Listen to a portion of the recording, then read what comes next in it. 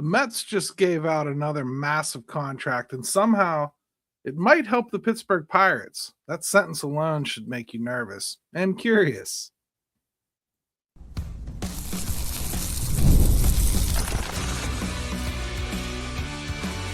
You are Locked On Pirates, your daily Pittsburgh Pirates podcast, part of the Locked On Podcast Network, your team every day.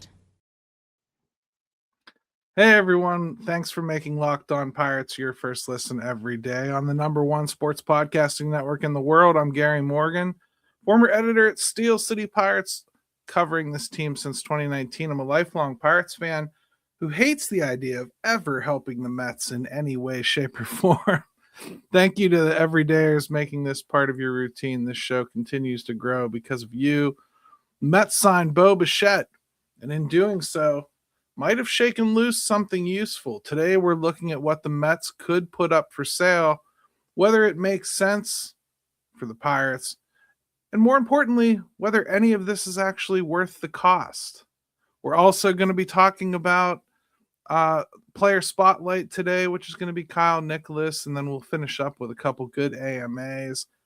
It's always a good time here on Locked On Pirates, so let's get right into it.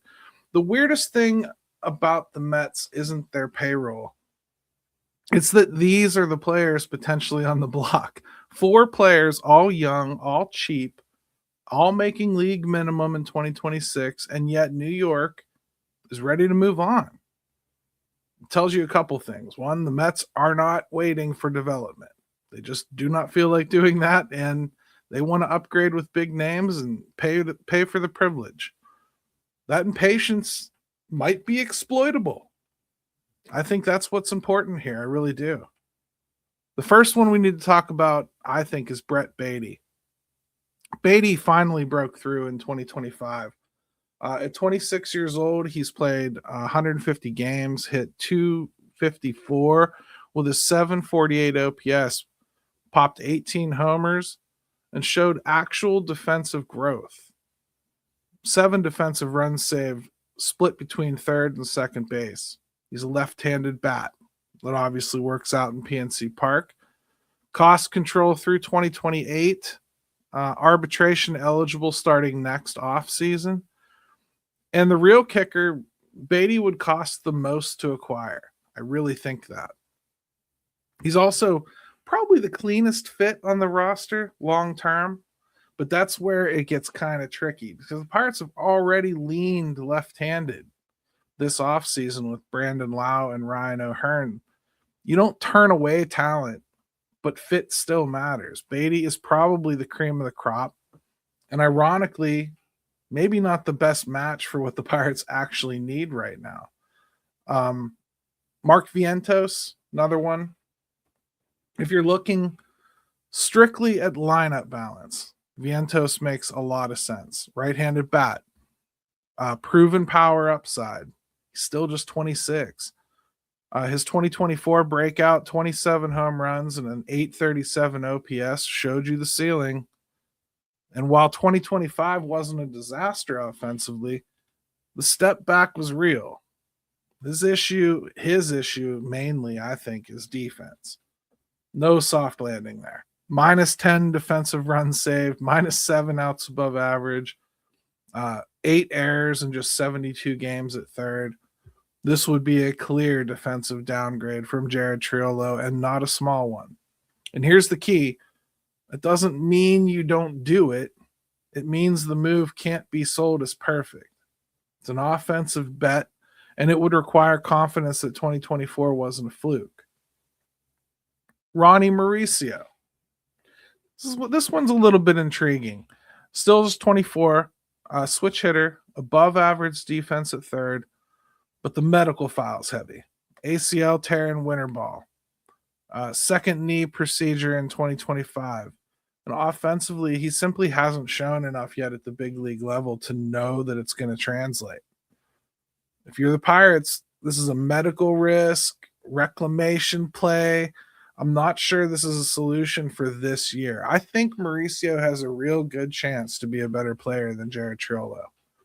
I don't think you can deal for him based on that assumption that it's going to happen right away. Luisangel, Acuña.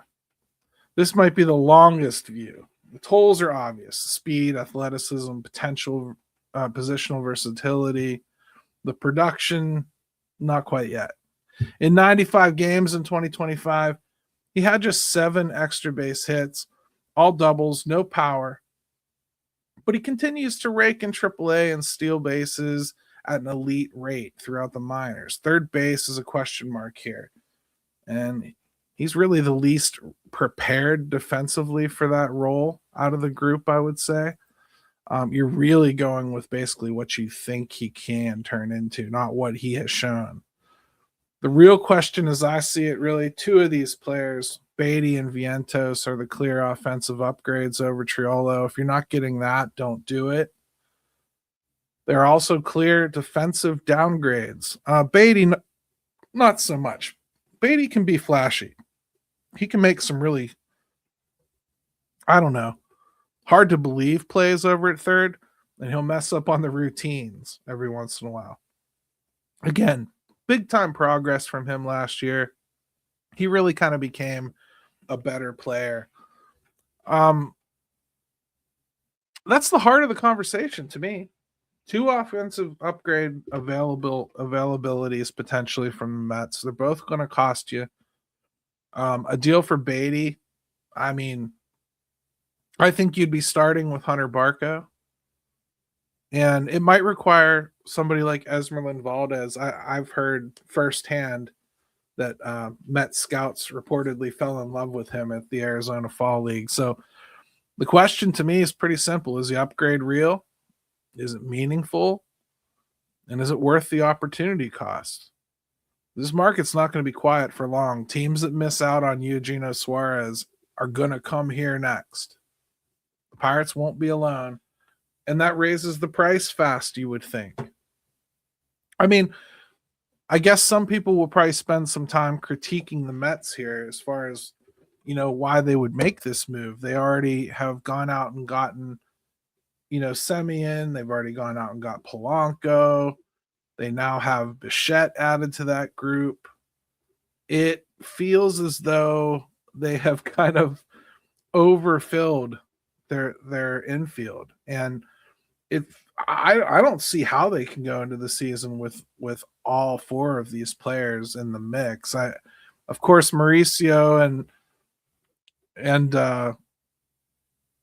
Acuña don't have to start in the majors. I mean, they could be in the minors, but I would think you're looking at Baty and I don't know. I think Baty's probably going to have to make this team. And boy, it'd be really hard. It'd be really difficult to go into a season thinking Mark Vientos ain't going to make. I think those 2 have to make it. It feels to me like those are the 2 pain points really for the Mets that they have to move if they're trying to make room. You can use one of them as a DH for sure. I mean, if that's the way they want to go. Their outfield's a little light. I don't know if either of these guys have outfield capability that they could look into. If eventually they're going to have to become a second baseman, I think you kind of go back to the conversations we were having about Ketel Marte not all that long ago. After they had acquired Brandon Lowe, everyone was like, well, forget about the Ketel Marte thing because we've already got a second baseman. Well, yeah, but you only got a second baseman for a season. Brandon Lowe's most likely going to be a free agent at the end of this year. And I mean, I think it's okay to prepare to fill that position again. I mean, you do have other prospects too, but if you really believed in like Termarr Johnson and whatnot, you probably aren't freaking out so much about filling some of these spots, are you? Yeah, I think these are worthy candidates, more so than a lot of the ones that we get brought up. Like people always want to talk about Barger up in Toronto, and I love the idea. The player is great. I just think that the availability aspect of that is difficult. The Mets, I think you might be able to get this done. You probably have the stuff to do it. I don't think at this point, if I'm the Pittsburgh Pirates, that I'm comfortable enough with my depth on the pitching staff where I feel like I can move on from somebody that I think is going to play a role this year in Hunter Barco. I don't feel like I can make that move for an upgrade at third base that I kind of want to have more than need to have. Does that make sense? The pitching staff to me is already thin enough. If I could convince the Mets to do it for somebody lower, like somebody a little further away or somebody that at least is a little more experimental, can I convince them to take a Xander Meath? Can I convince them to take an Antoine Kelly? Can I convince them to take somebody along those lines? Dotel. Somebody that's not necessarily meant to be counted on this year. You just kind of have them as depth and people that you had to protect from the Rule 5. Can you talk them into that being enough to get the conversation started? Can you get them convinced to take something back from you? I mean, offensively, so that you don't have to dip into the pitching. And I don't want to part with Esmeralda Valdez, but that type of player might be what you need to be the sweetener to get this thing done. I think it makes a lot of sense to go for Vientos, and it makes a lot of sense to go for Baty. I have my doubts as to how available either of those two are out of these four. I think they would much prefer to move Mauricio or Acuña. But I also think the Mets maybe need to start thinking about getting rid of some guys who are close to hitting arbitration. I say this from my perch where I care about that and I'm worried about money and they're not. So maybe to them that makes absolutely no sense whatsoever. But I mean, Nady, just the way the stuff he's put on paper already is going to be a guy that costs some money. I'm just throwing it out there. Now, while the Pirates explore external upgrades and debate how much risk is acceptable on the trade market, they also need answers internally. And I'm not 100% sure what direction they need to go to get that done. We're going to upgrade the lineup next, though, by talking a little bit about some players that the Pirates are going to be counting on next year. Our player spotlight featured today, Kyle Nicholas, going to be a lot of fun. The wild card round is here, and FanDuel is officially in playoff mode. Every game day during the NFL playoffs, FanDuel is giving customers even more ways to get in on the action. Because right now, every NFL playoff game day, FanDuel users get a profit boost pack waiting for them inside the app. Each game day, you'll see a pack loaded with multiple profit boosts you can apply to the bets you like the most. Open your profit boost pack first thing on game day and see what boost you want to apply. The boosts let you lean into your game day instincts a little bit more. Whether you're backing momentum, defense, quarterback player coaching, the boosts give you more juice on the bets you already like instead of forcing you to bet something new. Every play feels bigger, and the boosts make your bets feel that way too. You make your pick, then apply your profit boosts to go after even bigger payouts while the playoffs get rolling. So visit FanDuel, an official sportsbook partner of the NFL, and grab your profit boost pack every NFL playoff game day.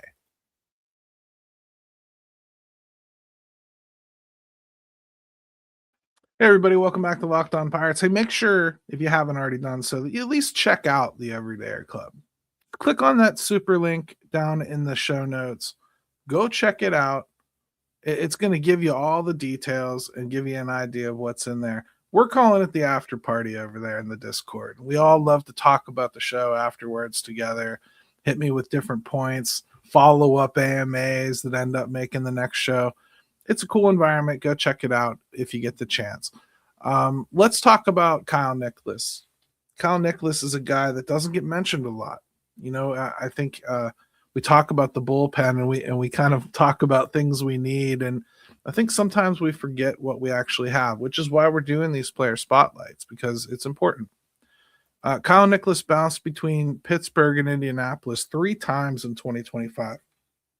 And he finished with a 4.74 ERA across 31 appearances. That ERA, it lies to you. 13 of his 21 earned runs came in 3 outings, totaling 1.1 innings total. In 23 of his 31 appearances, he didn't allow a run. Over his final 15 outings, 4 earned runs total, and all of that came in 2/3 of an inning. His 3.95 FIP paints a more accurate picture. The strikeout rate dipped slightly, but his walk rate dropped to a career best 10.8, which is key for Kyle Nicholas.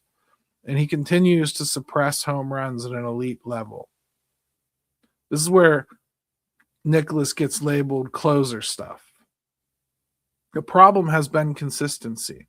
Right now, he shows flashes, and you can't live there yet. And that matters because the Pirates need someone to pair with Dennis Santana and potentially Gregory Soto in high leverage spots. Hope is simple. Give me more in 2026. I really think that Kyle Nicholas is a key figure for this bullpen. We talk about the closer stuff, and it's kind of a throwaway comment at this point, but he really does have it.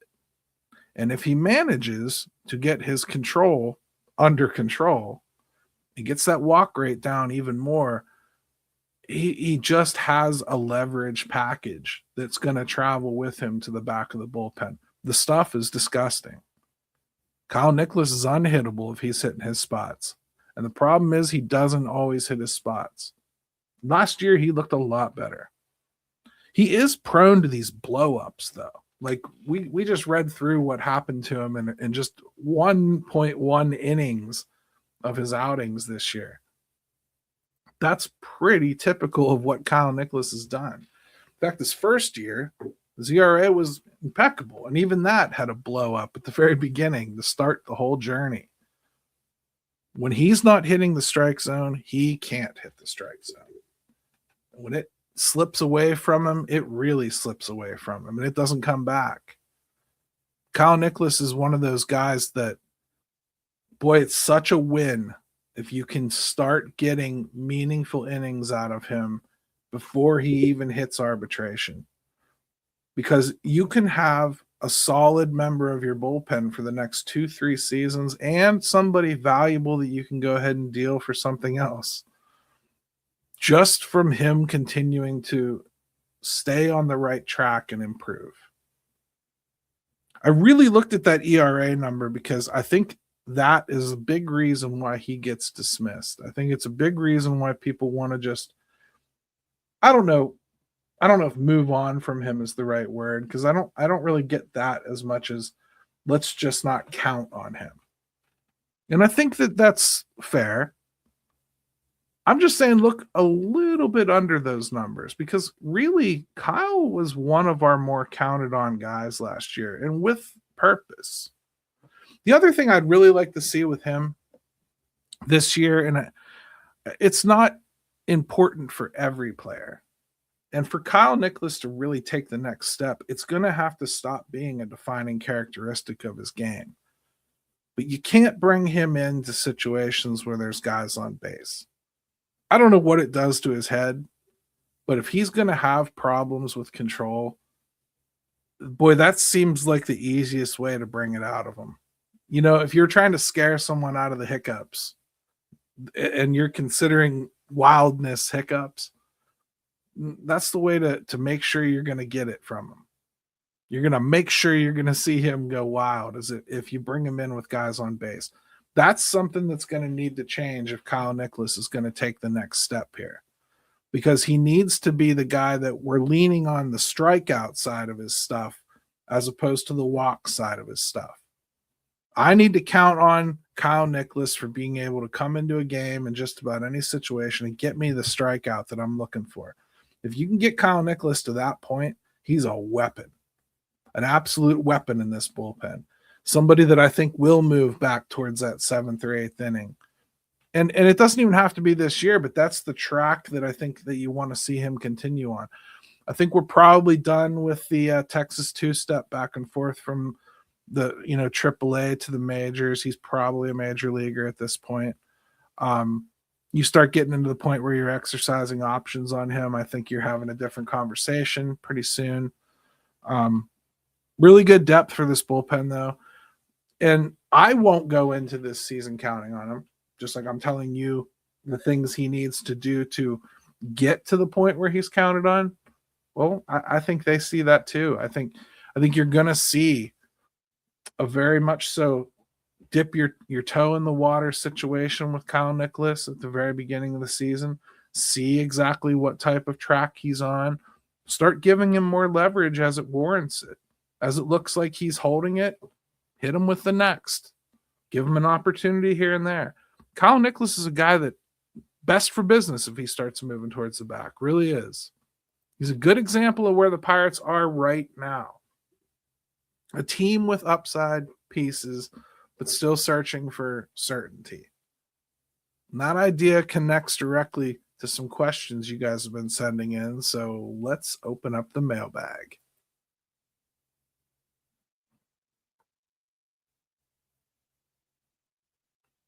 Hey, everybody. Welcome back to Locked On Pirates. A couple AMAs to round out the show today.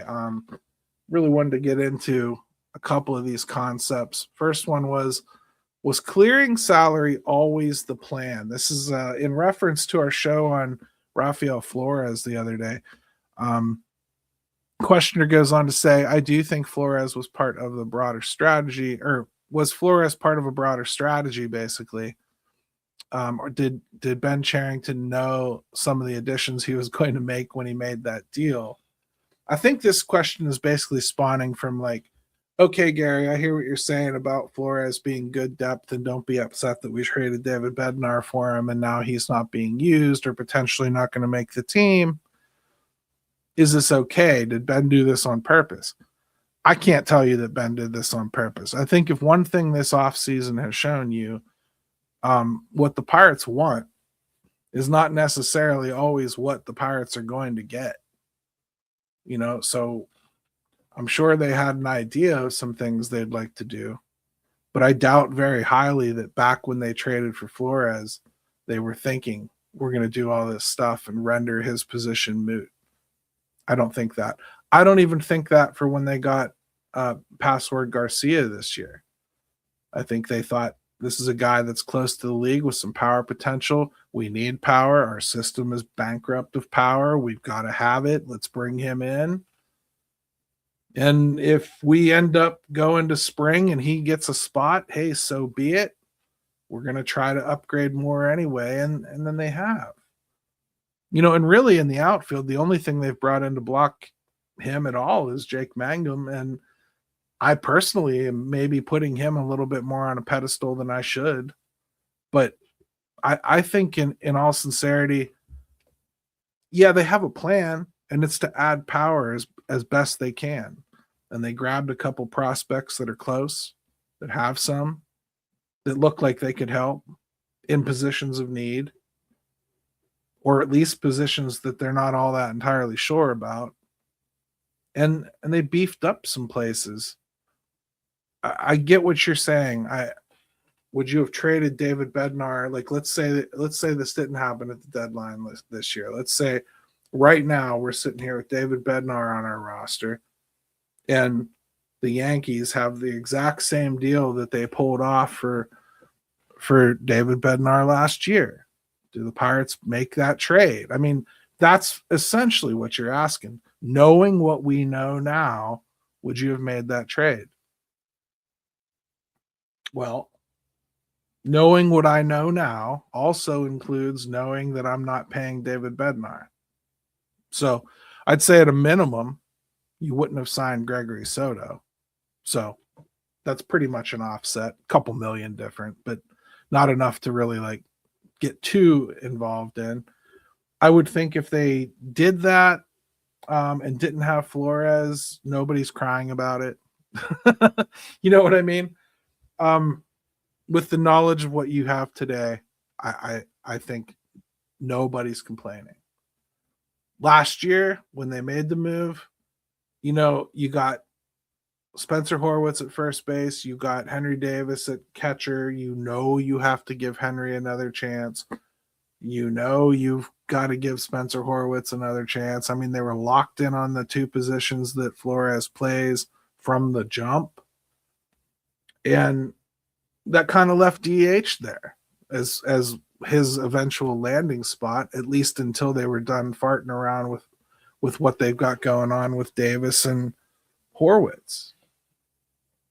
So I'm not sure that even last year it looked like a real easy ramp for Flores, And if you talk to Yankees fans, they'll tell you the real treat, and I don't even have the kid's name on the top of my head, but the real treat in that deal was the catcher they got at the lower levels. And that's way in the future. So I don't even want to believe that. I think Flores will help this year. I think he'll find a way onto the roster and he'll help. I hesitate to get too deep into what Ben was thinking, or what was he thinking he was going to do a bunch of stuff this year. When he made that trade, bluntly, I mean, I don't even think he knew he had a job this year. So I think I'd be lying to you if I told you that they were envisioning what they were going to do. I will say, they followed that with other moves like Hayes and Falter. And, that is about clearing some money and reallocating resources and buying options instead of betting on a single outcome. Whether the plan existed in April or evolved post-deadline, whatever, I don't know. It's hard to say. The execution suggests intent, right? Not panic. And I kind of like that the Pirates are doing something a little different. The fact that we're asking some questions about guys like Flores or Garcia getting picked up and then potentially, well, let's just say not being handed a position, because they could very well earn spots on the team. I'm just not going in assuming they're going to make it. To me, I think that's perfectly fine to build a team like that. I want them to do things like that. But I think I'd be lying to you and everybody else if I said I thought it was a well thought out plan. I know that they've spent the money that they saved already. So if the plan was to save some money and execute spending it, then they pulled that part of the plan off. But I doubt there was specific names involved. AMA number 2, Eugenio Suárez, once a contender.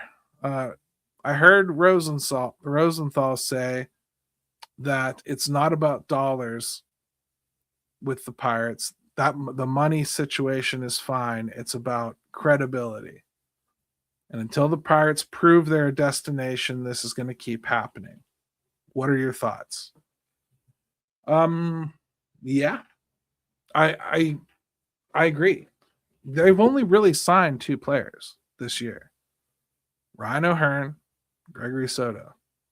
I mean, yeah, you got minor league guys, but those are the 2 bigger acquisitions that the Pirates made. Ryan O'Hearn, right around what he was projected to get, so I don't think they really overpaid. Gregory Soto, a little more than he was projected to get, but I certainly don't feel like they overpaid.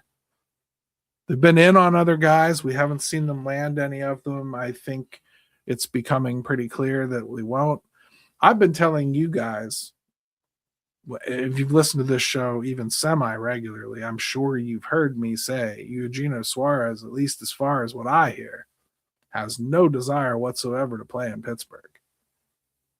I've even done a whole show suggesting they should go out and make it happen. But I can also tell you, I have never heard him say he wants to be here. In fact, I hear the opposite. And no, I haven't talked to him, but I mean, I get the exact opposite impression. People I talk to do not believe he wants to be here. That does not mean that they're not interested. It doesn't mean they're not trying. There is something to be said, though. I think when you start trying to sign some of these older players like Eugenio Suárez, he is up there in the mid-30s. That's getting long in the tooth in MLB. He knows this is his last even semi-big deal. And he probably wants to go to a winner. I don't blame him. But I also think what he's saying, really, if you read through the lines, I'm not sure it's so much about a winner as much as his first choice isn't out yet.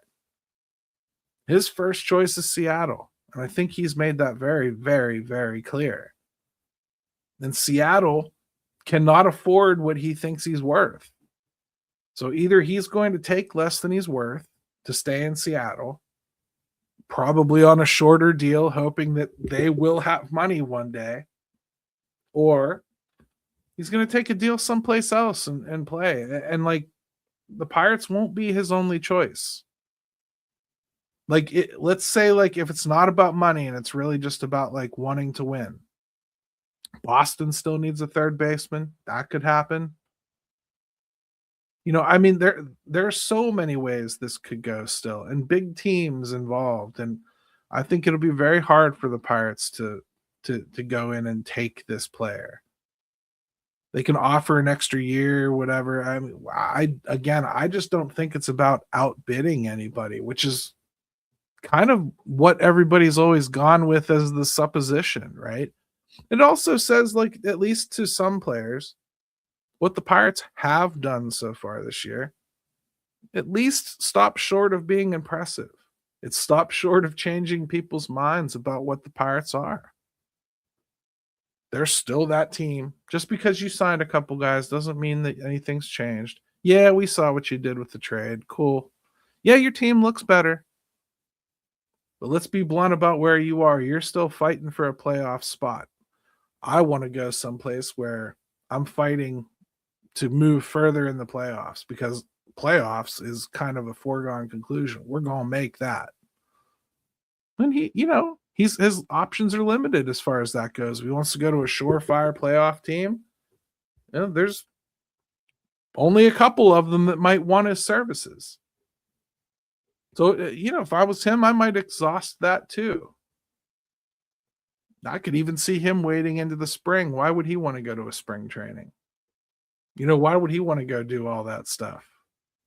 Yeah, I think that Rosenthal is probably right. I have no reason to question him, but it's also kind of what I've been telling you. So I hope you weren't waiting for me to be surprised, because I'm not.